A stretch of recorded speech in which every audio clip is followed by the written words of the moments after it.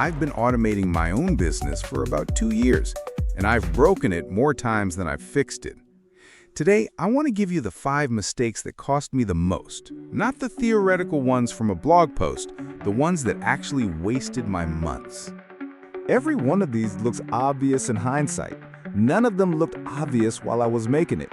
That's exactly why they're expensive. I'll give you each mistake, what it actually cost, and the rule I now follow instead. Number 1 is the one almost everyone makes on day 1. I automated a process that was already broken.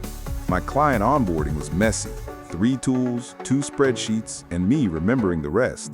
So I automated it. And what I got was a mess that ran at machine speed. Automation doesn't fix a bad process, it amplifies it.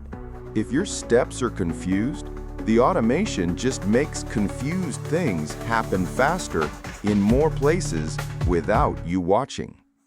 So the rule now, fix it by hand first.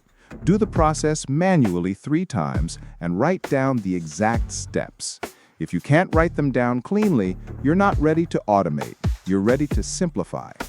That single change is why my second attempt at onboarding took an afternoon instead of 3 weeks. The automation wasn't harder. The thinking was already done. Mistake 2. I tried to build my entire system in one weekend. 7 workflows, all connected, all depending on each other. It was beautiful on the whiteboard. Then, one thing broke, a small thing, an API that changed a field name, and because everything was chained together, I couldn't tell which part failed. I spent 2 days debugging a system I'd built in 2 days. Now, I build one workflow, run it for a full week, and only then add the next.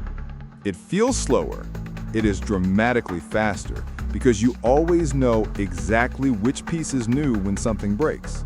And there's a second benefit nobody mentions. You find out which automations you don't actually want.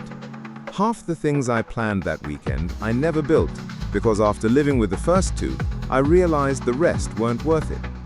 Mistake 3, and this is the expensive one. I had no idea when an automation stopped working. My invoice reminder workflow died silently. A credential expired, the workflow errored, and it just stopped. No alert, no email, nothing. I found out 5 weeks later when a client mentioned they'd never been chased.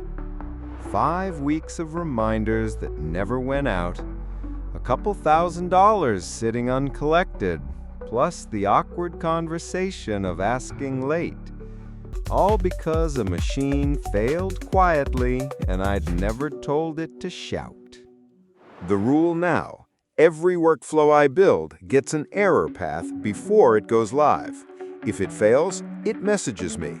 2 extra minutes at build time. It has caught 6 failures since, and none of them cost me anything. And a smaller version of the same idea, a weekly heartbeat. Once a week, my main workflow send me a 1-line still alive. Silence is the alarm. Mistake 4. I let an automation talk to real people without checking first. I built a draft and send email responder, felt clever, turned it on, and went to lunch. It replied to a potential client with a template meant for a completely different situation. Polite, well written, totally wrong. I didn't lose the deal, but I did spend an email apologizing for a robot. The rule I've repeated in every video since: the machine drafts, the human approves. Anything that touches another person gets a review step. Internal tasks can run free. Moving data, filing, sorting, reporting, those can't embarrass you. And this isn't about AI being unreliable. It's about context. The machine doesn't know that this particular client is annoyed, or that you met yesterday, or that the tone should be softer. You do. That's the whole job of the approval step. Mistake 5 is the subtle one, and I still catch myself doing it. I automated a task I only do a few times a year because it was annoying and because building it was fun. It took me 6 hours to build. The task takes 12 minutes, and I do it maybe 4 times a year. That's 48 minutes a year saved for 6 hours spent. The break-even is somewhere around year 7. So here's the math I run now, out loud, before I build anything. How many minutes does it take? How many times a year do I do it? Multiply. If that number isn't clearly bigger than the hours it takes to build, I don't build it. Annoying is not the same as expensive. Some tasks deserve to stay manual, and letting them stay manual is a decision, not a failure. Look at these 5 together, and there's one pattern underneath. Every single mistake came from being excited about the building instead of honest about the outcome. Fix the process first, one workflow at a time. Always build the failure alarm. Machine drafts, human approves. And do the frequency math before you start. None of those are technical skills. They're all judgment, which is good news because it means you don't need to be a better engineer to automate well. You need to be a more honest one.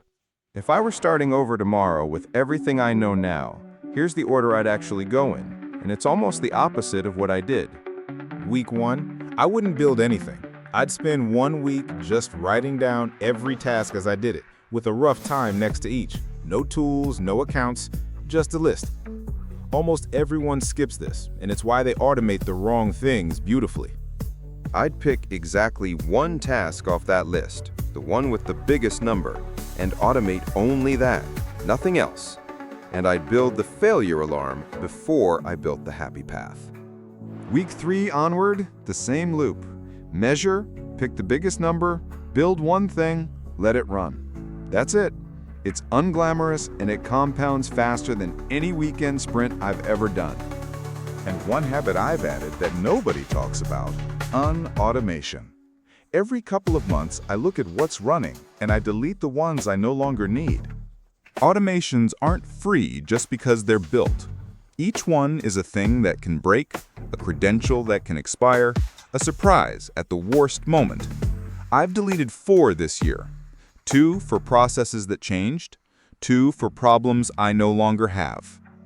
The cheapest workflow is the one you turned off. If it isn't clearly earning its keep, kill it. Your future self will not miss it. So before you build your next automation, run this quick pre-flight. Can I describe the steps in plain words? Is this the only thing I'm changing this week? What happens if it fails at 3 a.m.? Does it touch another human? And does the math actually work? 5 questions, 5 minutes. That's the whole checklist that would have saved me the months I'm telling you about. The goal was never to have the most automations. It's to have a small number you completely trust, the kind you forget about because they simply never break. If you want to see the automations that survived all this, there's a video on the 7 tasks I'd automate first and one on the whole stack under $100. Subscribe for the real mechanics, no hype, and I'll see you in the next one.